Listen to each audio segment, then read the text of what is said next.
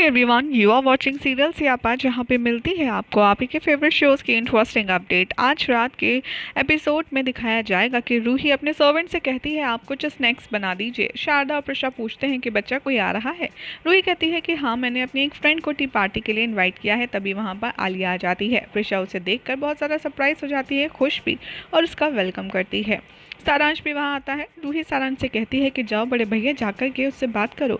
लेकिन यहाँ पर सारांश बहुत नर्वस होता है। आलिया एक्साइटेड हो जाती है रुद्राक्ष को देखकर और वो कहती है कि मैं आपकी बहुत बड़ी फ़ैन हूँ। सारांश रूही के कान में गुनगुनाता है और कहता है कि आलिया को तो रुद्राक्ष के अलावा कोई और दिख ही नहीं रहा। रूही यहाँ पर आलिया से कहती है कि रुद्राक्ष सारांश के फादर हैं। आलिया रिक्वेस्ट करती है रुद्राक्ष से कि आप प्लीज़ मेरे लिए क्या गिटार बजा देंगे। रूही झूठ बोल देती है आलिया से और कहती है कि सारांश भैया तो इससे भी अच्छा गिटार बजाते हैं, बल्कि थोड़ा बहुत जो म्यूज़िक कभी कभी इशू होता है वो सारांश भैया ही ठीक करते हैं रुद्राक्ष का। रुद्राक्ष कहने वाला ही होता है कुछ, लेकिन रूही तभी उसके पैर पर जोर से मारती है और उसे सिग्नल देती है कि तुम्हें चुप रहना है। रूही आलिया से कहती है कि सारांश गिटार बजाएगा और आलिया और सारांश को उनके रूम में ले जाती है। रुद्राक्ष प्रशा से कहता है कि एक सेकंड, सारांश ने गिटार बजाना कब सीखा। तभी प्रशा से कहती है कि अरे रूही ने उन दोनों को एक करने के लिए किया है, तुम समझते नहीं हो। तभी रुद्राक्ष कहता है कि ओ ये बात है। रूही यहाँ पर गिटार देती है सारांश को और कहती है कि बजाओ बड़े भैया, रुद्राक्ष से ज़्यादा अच्छा बजाना। सारांश गिटार बजाता है और तभी वो रिकॉल करती है कि कैसे उसने सारांश से कहा था कि एक्टिंग करना जैसे आप गिटार बजा रहे हो और मैं म्यूज़िक सिस्टम ऑन कर दूँगी और वो आपकी प्रॉब्लम को सॉल्व कर देगा। आलिया गिटार सुनने के बाद कहती है कि वाह, वाकई में तुम तो गिटार बहुत अच्छा बजाते हो। तभी सब लोग आइसक्रीम खाने का डिसाइड करते हैं। यहाँ पर प्रशा रुद्राक्ष को उनके कमरे में ले जाती है और कहती है कि मैंने तुम्हारे लिए एक सरप्राइज़ प्लान किया है हस्बैंड।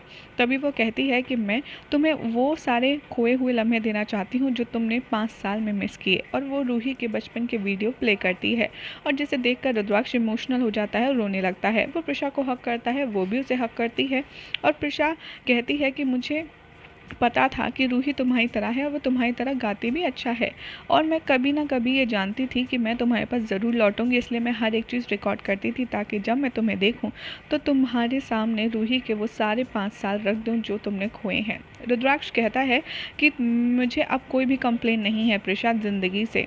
मैंने इन 5 साल वाले मोमेंट्स को ऐसे जिया है जो तुमने मुझे बहुत अच्छा सरप्राइज़ दिया है। इससे अच्छा सरप्राइज़ कुछ हो ही नहीं सकता था। बाद में सारांश आलिया को उसके घर ड्रॉप करता है और वो उसे थैंक्स कहती है आइसक्रीम के लिए भी और उसे घर छोड़ने के लिए भी। दोनों हाथ मिलाते हैं। देव आलिया को देखता है और सारांश को देख कर के बहुत गुस्सा हो जाता है। देव, जो कि विकी का फ्रेंड है, वो उसे इन्फॉर्म करता है कि ये तो वही लड़का है जो उस दिन आलिया के साथ कैफेटेरिया में बैठा था। वो कहता है सारांश स्कूल का ट्रस्टी भी है और उसने एडमिशन भी कुछ दिन पहले ही लिया है। देव कॉल डिस्कनेक्ट कर देता है और कहता है कि मैं छोड़ूंगा नहीं सारांश को। रूही और सारांश वहाँ से चले जाते हैं। देव यहाँ आलिया को साइड में ड्रैग करता है और उसे चिल्लाता है सारांश के साथ घूमने पर। तभी वो कहती है कि तुम मेरे भाई हो, उसका मतलब ये नहीं तुम मेरी लाइफ को कंट्रोल करोगे, और वैसे भी तुम्हें मेरे पर्सनल मैटर्स में इन्वॉल्व नहीं होना चाहिए।